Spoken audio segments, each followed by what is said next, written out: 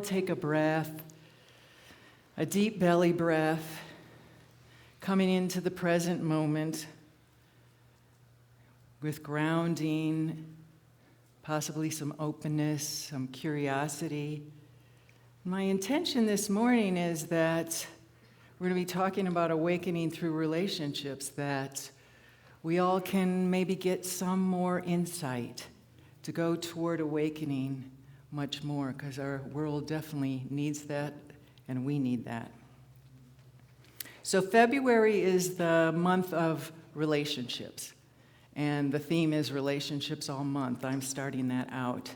And last month, William started out with self-awareness, because we need a lot of self-awareness to be able to be in conscious relationship with one another in our world around us. And so William talked some about the nervous system and the brain in your palm of your hand, and how we flip our lids, and how we can regulate our nervous system.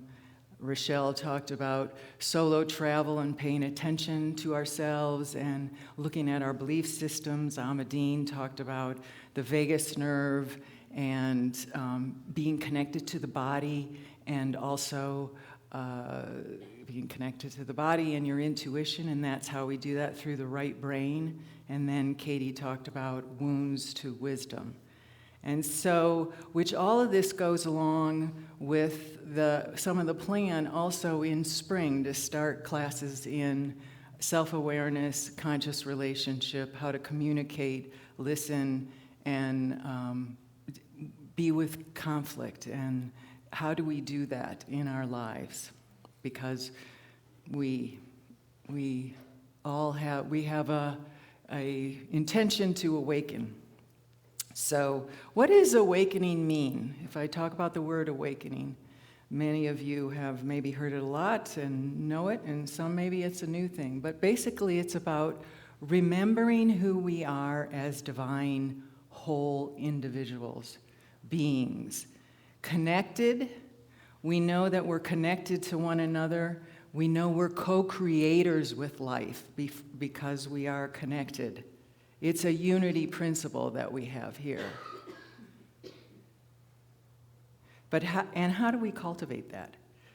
So our relationships and interactions, which are happening all the time with our spouses, our partners, our kids, our families, the community here, the worldwide community, those are all ways that we can look and learn about ourselves and awaken more. They are our doorway to our awakening. Others are actors, in a sense, in our soul expansion journey. But don't we tend to believe our upset has to do with somebody out there? You know, we can bring up our finger, we can blame, etc. But sort of like, well, if they just did it differently, I'd be a lot happier. Don't we all think like that at times? Yes. But awakening often begins with a choice to inquire, to look inside, like we were talking about self-awareness, to look at ourselves and examine where we interact with the world. Where do we get defensive? Where do we get stimulated, activated, triggered? Where do we blame, lash out, lose our cool? All those kinds of things. Those strong emotional reactions are our feedback. They're clues to ourself. They are golden messages for us to learn more about ourselves and to get more free in who we are as divine beings. So what are some more things about this being a relationship, being the remembering who we are, and us being co-creators? Because if we look around here, we're all the divine. You know, in every person here, we are divinity. We're divinity, yes, we're in human bodies, and we'll talk about that more, and we got our stuff, and we are also divinity and connected to spirit. Relationships become mirrors for us. I did bring a mirror today. I'm going to use this. Relationships are our mirrors. So what is seeking expression or healing may be revealed by our mirrors. They reveal the gap between what we know and how I show up in life. And not to shame us, but to awaken us. None of this is about we're wrong or bad. This process takes a lot of compassion. What we resist or what triggers us reveals what may need to be transformed. Relationships reflect our beliefs, our expectations, our patterns that we have in life. And we, a lot of times, attract our belief systems to us. So I want to tell you a little example about my husband, which he gave me consent to say this, is talking about early on. We've been together 31 years now, amazing. And that can be a feat. And so the background, so how we bring trauma into relationships, which Dan and I didn't know a lot about that at that time, but my husband has abandonment and abuse issues. He grew up when he was little, and not a good beginning for a little being. And so when we got together, then I noticed that he started pushing me away. Like, I like loving and all that kind of stuff, and he'd push me away, or there were subtle ways that he just couldn't handle love, as well as he couldn't trust that connection was safe. And so in the beginning of our relationship, we had to play with this, and I had to realize that it wasn't really about me, although I had those feelings in the beginning. And thank heavens, right away, we both were into learning, and we studied with Gay and Catherine Hendricks for years, which is about conscious relationship and body-centered transformation and working with traumas. And so we have been able to transform some of that by looking at how and releasing those beliefs that can be almost like contracts in it, like set in stone sometimes, until we start unraveling them and connecting with the little being inside of us that had that experience that was really alone. And so that has transformed him and our life and his life with other people. So if something triggers us, we get stimulated by us, it's most likely about us, especially if it happens over and over again. Unity teaches that life reflects consciousness. In the patterns we attract, what are we attracted to? The conflicts that happen over and over again, and the traits that trigger us in other people. Maybe somebody shows up and we're thinking, oh, that person is needy, or that person is controlling, or that person is defensive, or that person is critical all the time. So that's where we judge is a good place to look at, so if I take neediness, if I don't own my needs, maybe I shut down my needs, I'm going to look out there, and when somebody shares their need, I might say, wow, isn't that person so needy? Because I'm not claiming my needs. I'm not claiming who I am. Very much power in claiming who we are, all of ourselves, in our divinity and our humanness also. So if somebody disturbs my peace, it probably has to do with me. But I want to say that can be a big shift. And many of you here probably already do that. Some maybe are newbies. A whole plethora of things as we are on our path of awakening.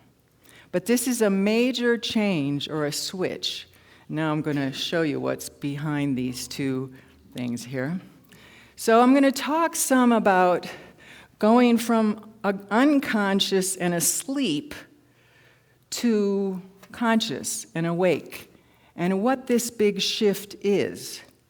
So when we're unconscious, and asleep, there's drama. We feel like a victim, or we want to blame. We get out our fingers and we're blaming. It's always about the other person.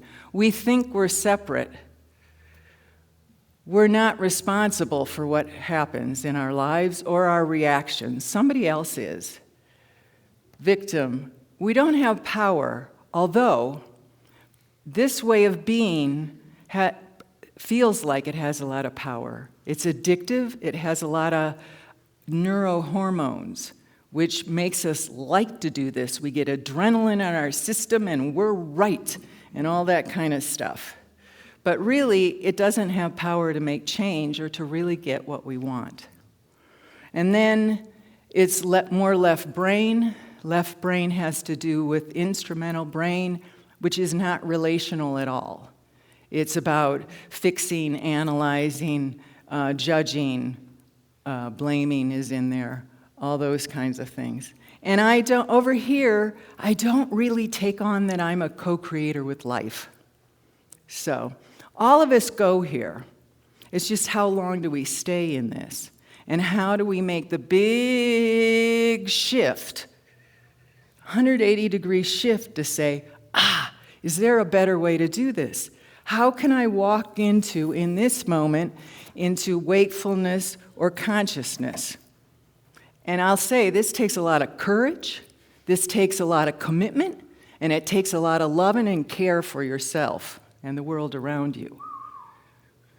So in this space, we're walking into warm curiosity. I wonder, why is this happening in my life? Not because I'm bad, but what do I need to learn about myself? I'm a co-creator with life. Life is a learning opportunity. We hear about that, but really taking that on. It's more right brain, which is connected to the vagus nerve, which is also about warmth, compassion, body sensations. And I take ownership. I take ownership just because. I kind of play with that. And not every 100% of everything is about me, but we can inquire. I can take ownership for my experience in life. I know I'm connected. I know I'm at one. I know people are mirrors for me. That's why I got this mirror here. And we're self-aware. So 2 different ways of being, and we flit back and forth with this kind of thing. So I'm going to give you 2 examples and kind of try and play this out a little bit in 2 examples from my life, switching from this side to this side. So the first one is it's more early on in my relationship with my husband, where he's a busy guy, and people who know him, he's a busy, active guy. He likes to talk a lot. He's a consultant, business. He's busy. When we first got together, which people used to think he was going to be a bachelor, and then when we got together, people were like, really? He's so active all the time. So I'm going to dramatize drama with this, okay? Dan, how come you're never around? Why did you even want to marry me? You're just gone all the time. How do we have time in relationship, in connection? You know, I like yum, and I want to do some things together. Yeah. You so selfish. So that's a little bit of drama. You know, I could blame him for all this. And it feels so real, doesn't it? Our drama feels so real. But then we have the option I had the option, especially because we were learning all these things at the time, to take the 180 shift over here. And what does this look like? From this situation, can I wonder, do I need this situation in my life to heal something in me? So how that process can go is that, I take a breath. I take some space from the drama or and then I connect with, my body sensations. What's going in? I notice that I'm, kind of tight in my chest, because the body doesn't lie, so it takes us in. And then it might give me, what's my emotion or my need? Yeah, well, I'm sad. My husband's not around very much. We don't get to play. And I have such a need for connection, for sharing love. I have a need for attention. So I connect with that in me. And so the brain in the palm of your hand, I start bringing, this is where we're flipping our lids. We're not in our true thinking, kind of, our prefrontal cortex. And this is, I get to start bringing my clear thinking back. I have connection with myself.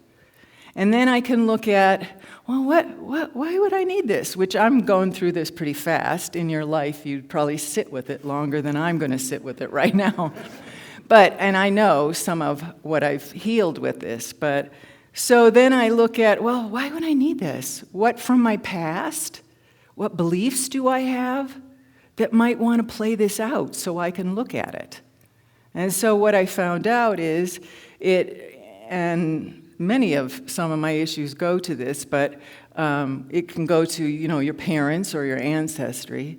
So when I was growing up, or a wee baby, little one with my mother, she was very distracted, very nervous person, and I was always on an energetic level trying to get connection with her. A lot of stuff around lack of connection and being seen. And kind of, as I'm doing this, kind of grabby energy that then I would do toward my husband, grabby energy. Come on, would you please, because I felt like a victim. And so, I'm getting awareness about that. And when we have awareness, clarity, more grounding, then I can go and use some of my communication skills. I can go to my husband and say, hey, could we talk about this? Now, when I'm over here, it's very hard to talk about it because I'm just making somebody wrong. Over here, I can talk about it. I can say, even if I'm scared, can I really approach my husband and say, Dan, can we have a conversation about this issue in our life? Because I feel sad about it, etc. And I really have the need for more connection, more attention from you. And I may talk more about it. I may say to him, what'd you hear me say? Or how does that land with you? And then we might go to strategy then. Which that's what happens in our life now more so, because he's still a busy person, but he has learned to connect more, unraveling some of his issues, as well as now we're good at scheduling time for Beth and Dan. In our household, and maybe some of yours, when people are busy and active and volunteering and all this kind of stuff, how do we make time for our precious relationships? And so we talked about that, and we were able to do that now in our lives. So that's one. I'll stop that one. Now I think I need a little water. So now I'm going to take an example of something that maybe happens to yourself, because I don't know about you, but it's easy to judge myself then. Whether it be for people, we all probably have addictive patterns, compulsive patterns. We can judge ourselves for that. Or maybe we had an accident. We fell off a bike and broke our arm or something like that. For me, the example is I had 5 eye surgeries last year. And so cataract surgeries didn't go well, and I had to have more surgeries and stuff like that. So I'm going to dramatize me being unconscious. Beth, you had that intuition right from the beginning that you weren't connecting with this surgeon. Something felt off about this. But why did you continue? Why did you continue doing that when you had an intuition? Why didn't you follow that? So that's some of drama. I could blame myself and be really hard on myself. What the hell? Why did you do this? Look at all the suffering you've caused yourself. So then I have the chance. Okay, I want to do 180 degrees to, I want to look in the mirror and look at myself. What's here for me? Something's here for me. Not in a blame way, in a compassionate way. This is where we get stuck with this part of it, I think. because it also brings up pain, can bring up pain. But so then it was breathe, present. Oh yeah, I feel so sad. Tighten my pelvis. Sad that I didn't connect. Wasn't able to voice my intuition in the moment with this. And there was part of my left brain, which is the strategy and all that likes to play by the rules. I have some of that in me too, where I could not. Insurance had a certain amount of time that you had to get this surgery in, and I was just like, okay, we're going for it, instead of listening to myself. So it was a real softening into another lesson. I've had other lessons about owning my own authority, owning my intuition. That seems to be a common thing with me, where I don't totally step into it sometimes, especially when maybe the stakes are higher or something like that. And so in that, I also calmed myself down, and I was able to get a new surgeon to move forward in some of the ways that I was in a process for 10 months with. And that worked out much better. But so there was then other decisions that I made that I could connect with myself more. So two different ways of looking at anything in our life. It was good to notice that I can make a change there. Because our beliefs, the beliefs about my intuition or my authority, or that I matter, or that I can get attention, etc., all those things, they can shadow everything. Life looks like that. Our trauma makes life look like it is, and sometimes it's not very easy to do, especially because on this side, we all can get into this. It's just how long we stay in it. And a lot of people stay in this, I think, for life. Or how can we create a bigger gap between, okay, I'm feeling like this right now, and that's a normal thing, and I'm going to shift. But our brains, just to honor this, our brains don't always have choice, depending on what gets activated. It's then after the fact. And that's why the power of learning about that we can do this, and what are the skills that we need for self-awareness, and listening to ourselves, and connecting, and then communicating with other people about our needs. How do we know our needs, etc. So I want us to do just a 1-minute exercise right here. I want you to, if you want to close your eyes, and I want you to look a little bit to the left. Say you're looking at this one, and we're going to, for 20 seconds, I want you to think of a situation, relationship you've had in the last 2 weeks that might have some drama. Maybe it's with yourself, too. So think of that and just notice how you go into drama and how it is in your body. And I know 20 seconds isn't much, but this is what we're going to do.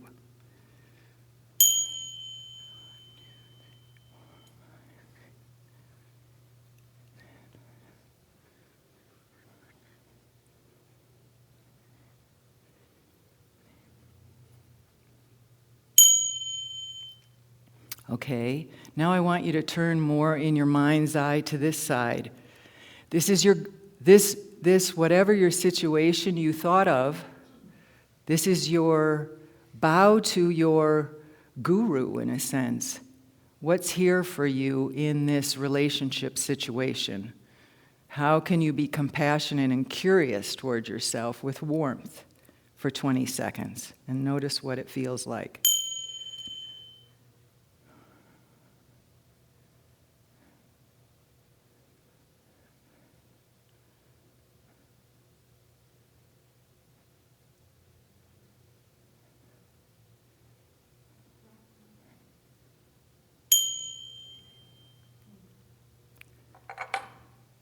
So I know that wasn't very long, but I would encourage you to take it home and possibly do it that way as far as looking at how do I go into drama, what's my signature thing around that, and what if I went more toward waking up to what's here for me?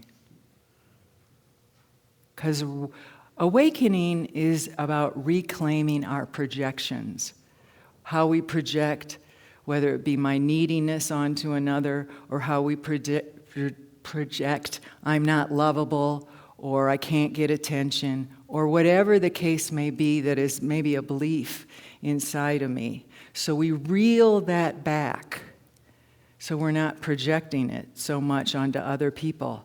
We do this when we listen to ourselves. We take time, we be present. We notice our body sensations. The body doesn't lie. What are our needs and feelings? Connecting with needs and feelings. And then inquiring, what's the belief here that probably doesn't serve me anymore? Not that we're bad that we have these beliefs. It all makes sense. From whatever your background is, we have beliefs from that. We all make sense. There's nothing wrong with us. We're humans having a human experience, and we're learning to wake up more and remember our divinity. So, and as the mirror then changes, our life changes, but not because others have necessarily changed, it's because we did. Let me say that again. The mirror changes, or life changes around us, not because the other person did, but because we did. Life looks different. Sometimes it takes a while. Divine order doesn't mean relationships are perfect. I mean, we all go into this. I go into this. But it's just how long before I'm like, there's probably another way. Let me point myself this way.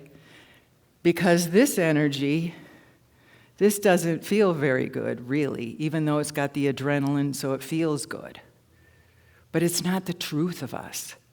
It's a piece of us, and it's where we can find information. But here's the where we get more energy. We get grounding. We get connection with our divinity. It's where we're honest, aligned. This is life-giving. This is not life-giving. This creates separation. This creates connection.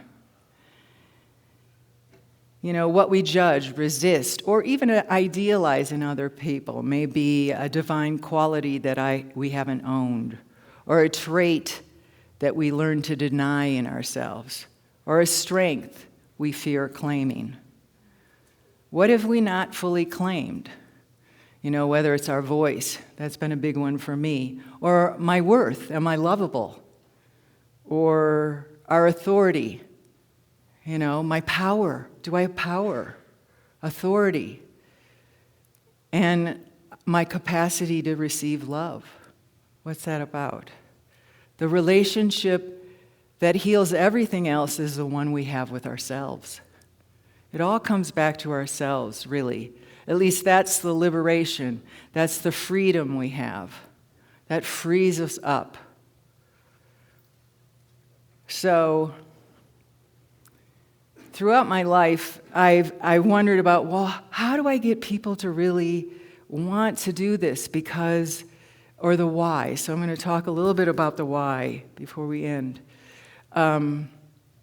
Because this shift, our life is filled with this. Movies are filled with this. We're just so used to this kind of stuff. And I'm right, all of us, there's that. And that can be juicy too, as I said. But how do we have the courage, the commitment, the care for ourselves and others in our world to go toward this way? You know, because it is a leap. It is a leap. And sometimes I still think, well, okay, you got that belief system going on. Did you look at this yet, Beth? Kind of? Is there something about me? I don't like that this is happening so much. I want to be freed up more. So some of the things that the whys, that we get more connection with our essence and divinity, and then we live from that more. We're more self-regulated in our nervous system, so we don't wig out as much, grounded.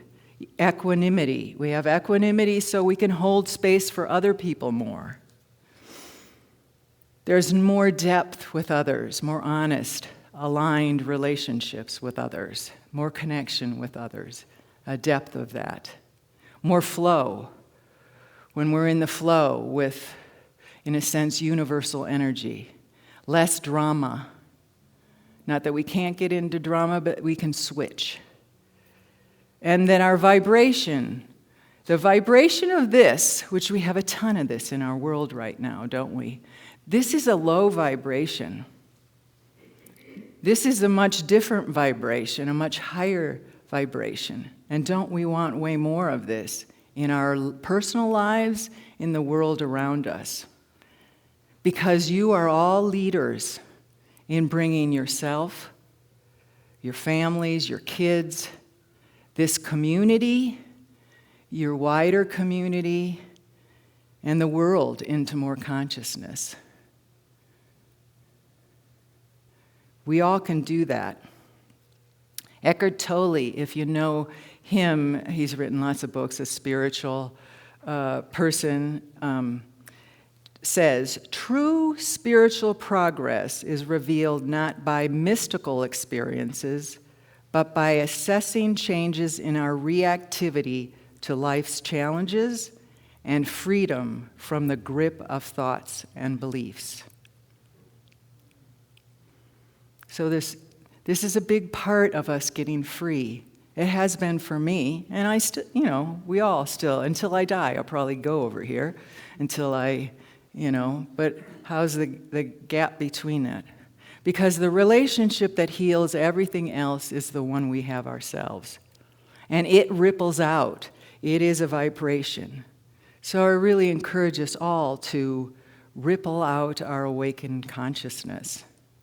And to join us more and more as a community, to learn the skills to do this, and to interact in that way, to really encourage and move ourselves more in that direction more and more.